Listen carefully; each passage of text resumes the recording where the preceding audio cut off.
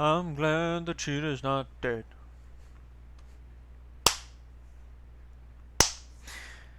Okay.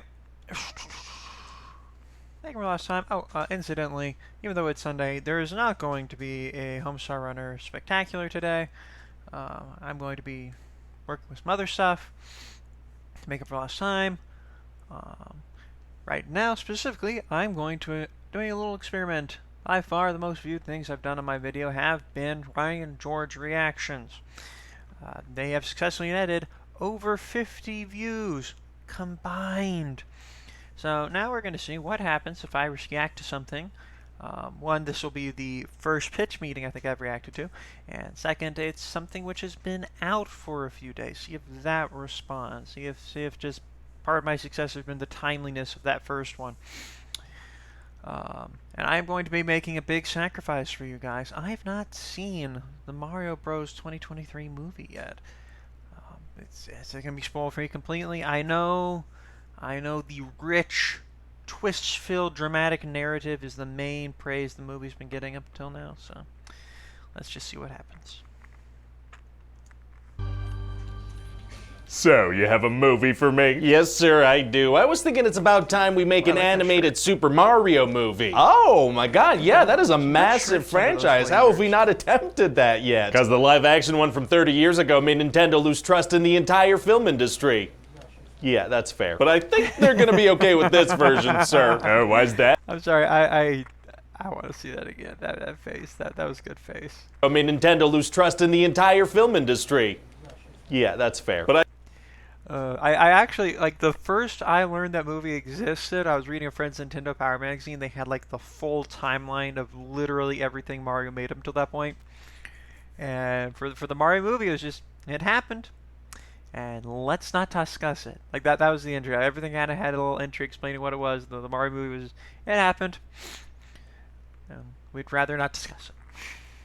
I think they're gonna be okay with this version, sir. Oh, why's that? Because we're gonna play it safer than any movie ever has before. Oh, hell yeah, minimize those risks, make them real small. I heard there's a slight amount of blood at the end, so I don't know. You know it, sir. And I'm thinking we cast big old celebrities to voice these characters. You know, maximize marketability, minimize risk even more. Wait, so we're gonna get big celebrities to do the silly Mario voices? No, we'll just explain that those were silly voices they did for a commercial, so the celebrities can just do whatever accents they want. That works. So these risks are so minimal, my heart rate has gone down. Amazing. So what happens in this thing? Well, Mario and Luigi are plumbers in Brooklyn, right? But nobody's taking them seriously. Okay. So one day they try to fix a massive manhole leak that they saw on the news. Oh, massive manhole leaks are tight. Oh my God, I said what I said. Anyway, they end up going through this warp pipe underground. Oh, why is there a magic warp pipe under Brooklyn? What's going on there? Whoa, okay. Well, listen, sir, this is not the kind of movie where I'm gonna be answering that kind of question, okay? I was just wondering. Oh, no. Okay. So anyway, they're flying down this warp thing, entering this new world. Oh boy, here we go. Oh, incidentally, I am also against them changing the voices. I can't wait to see these two brothers go on a big old adventure together. I bet. And so then they get separated and spend the rest of the movie apart. Oh. So frickin' Mario lands in Mushroom King. I work at a bookstore. I have read and will continue to read a lot of books. One thing that I hate so much about anything fantasy related that was written like the 80s or the 90s, even a little bit into the late 70s. I'm talking like the ones you'll know about are like Game of Thrones, Ring of Fire, not Ring of Fire, Wheel of Time. He turns into a flame mage. That's why. Then you got ones Seeker of Truth, even the Baneraker trilogy a little bit, Fool's Gold trilogy. Actually, Baneraker isn't a trilogy; it's a duology. It's What if the Silmarillion was an actual narrative that can't get sued? That one does it. Anything one. I can't remember. It's the David Drake series or something Drake. It's like Throne of something. What irritates me so much is like almost all the Driss novels. Like not the first ones, not 1, 2, and 3, the prequel series. Not those ones, because there it's basically just Drizzt and maybe one other storyline going in tandem. But then you get into ones like the Halflings, Gems, Streams of Silver. Once you get into there, you start getting like 2 or 3 stories going on, and it's just like it starts with a group of people, and then they get split up, and then they fivel for like the rest of the series, which irritates me. By five, I mean, oh, cat outside. By that I mean like it's a bunch of characters we know. Ooh, Sword of Shannara, the whole that whole thing. That's a big one because like that's one of the first ones to go, hey, you know that Lord of the Rings thing we all like? What if I just did that again? He's not like one of the first people, the Brooks novels. But like it's all a case of, hey, let's get a whole bunch of people together, and then you know how good it was in the Lord of the Rings when the Fellowship broke up? What if we did that, but instead of like into 2-3 bits, 2 to 3 to 4 bits, we broke into like 9 different POVs and then spread that over 12 books, each book being 1,000 pages.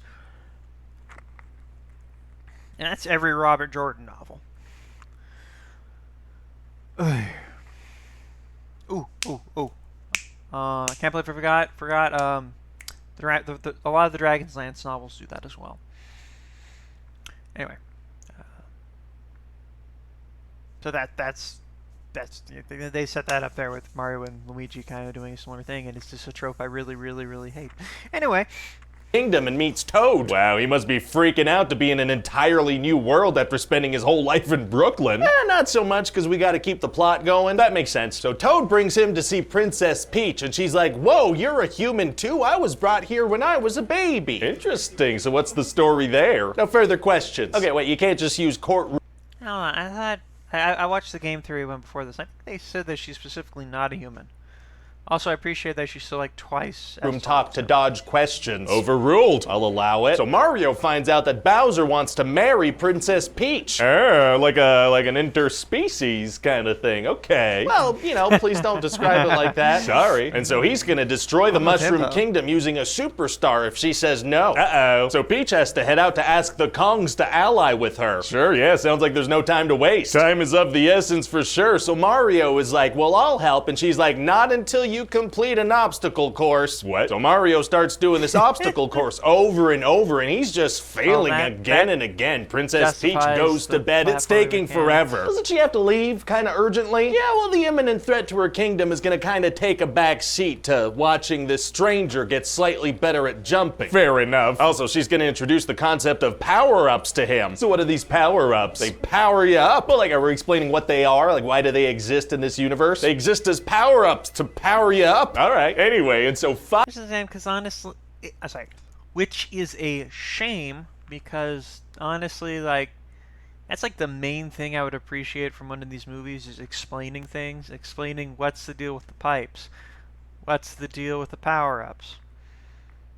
Watch them suddenly do it in like the second or the third movie and be like, suddenly now we're curious about these. Finally, he completes the course. He doesn't know, but Peach is like, okay, good enough, and they head out. Whoa. And then Toad pops up, and he's like, I'm coming too. And Peach is like, okay, sounds good. Oh my god, now he has to do the course too? No, he doesn't for some reason. He's cool. Oh, okay. So anyway, meanwhile, Luigi's being kept in a cage by Bowser next to the cutest little Luma star. Aww. Who just absolutely craves death. Oh my god. And we're gonna have Bowser sing this big old song about how he loves Princess Peach. Bowser is gonna sing? Why would we have Bowser sing a song? Well, I was thinking we get Jack Black to voice him. Gotta have Bowser sing a song in that case. Yeah, okay. Yeah, so the good guy. Yeah, that's irrefutable logic.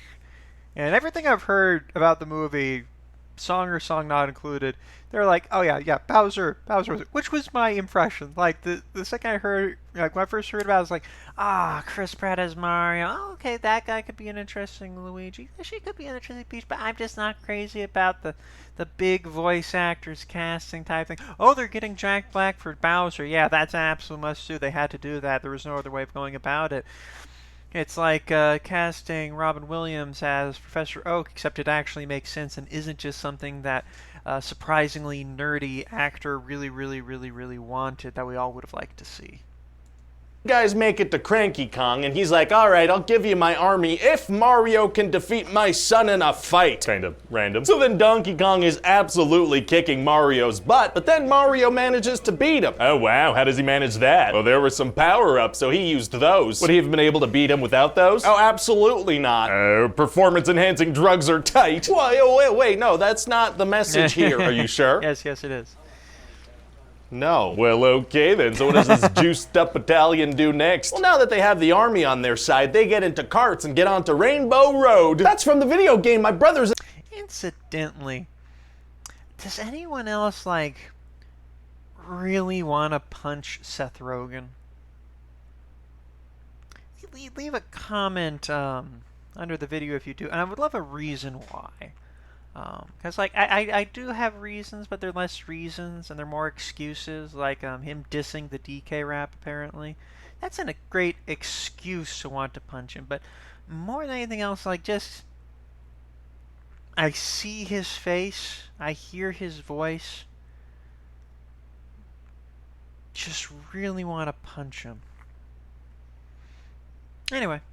And I used to punch each other about. Oh, I'm glad you said that, sir. That's the exact reaction I'm looking for. What do you mean? Recognition of familiarity. That's exactly what I'm looking for here in every scene. Jeez, that's a pretty low bar to hurdle. You think you can manage that? I think I can, sir. Remember blue shells? I do. So, I just did my job. Oh my god, you did. I remembered the thing that I remembered. Yeah. So what else happens? Well, then Bowser's army's gonna attack, and Mario and Donkey Kong are gonna fall into some water. Uh-oh. And then they get swallowed up by a big old Ma Ray. Oh, geez, it's gonna be tough to get out of a freaking creature's stomach. Actually, it's gonna be super easy. Barely an inconvenience. Oh, really? Yeah, because turns out this thing also swallowed a rocket barrel from Donkey Kong's cart, so they used that to get out pretty much immediately. Oh, that was pretty serious. It sounds like that plot point lasted several seconds. It did. More than 10 seconds, sir. Probably less than 20. Jeez. So anyway, eventually they're all gonna get transported to the streets of Brooklyn for the final battle. Oh boy, here we go. And Mario and Luigi are finally gonna be reunited, and they manage to use...